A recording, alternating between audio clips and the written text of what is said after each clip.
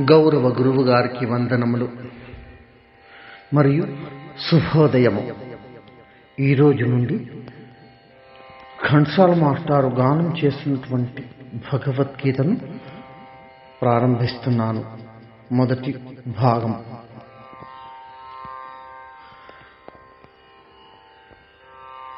ప్రారంభ శ్లోకము మాస్టర్ గారు పంతవరాళి రాగంలో అంటే కామవర్ధన్ రాగంలో అద్భుత స్వరకల్పనతో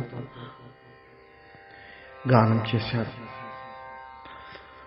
పార్థాయ ప్రతిబోధితాం భగవతా నారాయణేన స్వయం వ్యాసేన గ్రథితాం పురాణమునినా మధ్యే మహాభారతం అద్వైతామృతవర్షిణీం భగవతీం అష్టాదశాధ్యాయినీం అంబా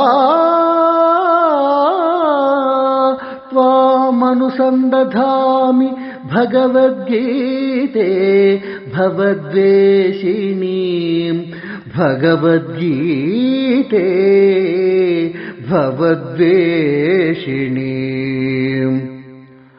భగవద్గీత మహాభారతం యొక్క సమగ్ర సారాంశము.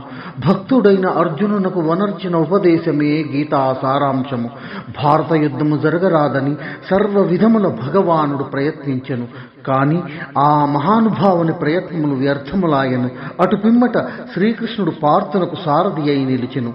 యుద్ధరంగమున అర్జునుని కోరిక మేరకు రథమును నిలిపెను. అర్జునుడు ఉభయ సైన్యములలో గల తండ్రులను, గురువులను, మేనమామలను, సోదరులను, మనుమలను, మిత్రులను చూచి హృదయము ద్రవించి వింటున్న ఎందరో మహానుభావులందరికీ వందనములు.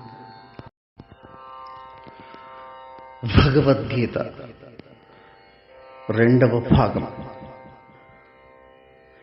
ఈ శ్లోకమందు ఘంటసాల మాస్టర్ గారు ఈశ మనోహరి రాగంలో స్వరకల్పన చేసుకున్నారు. ఈ రాగంలో శ్రీగణనాదం భజరే చీతపరా శక్తియుతం ముత్తుస్వామి వారి కృతి ఉంది. సరిగమ పదని సనిదప మరి మగరే సనిస అన్నప్పుడు కాకలి నిషాదం అన్ని స్వర ప్రయోగం ఉంటుంది. ఆ ప్రయోగాన్ని ఘంటసాల మాస్టారు అద్భుతంగా స్వరకల్పన చేసుకున్నారు.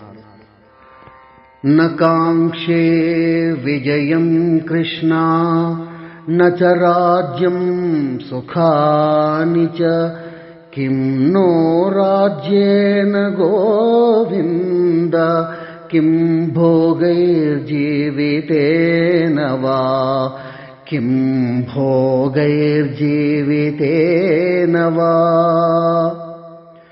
స్వజనమును చంపుటకు ఇష్టపడక నాకు విజయమూ వలదు, రాజ్యసుఖమూ వలదు అని ధనుర్బాణములను క్రింద పారవైచి దుఃఖితుడైన అర్జునుని చూచి శ్రీకృష్ణ పరమాత్మ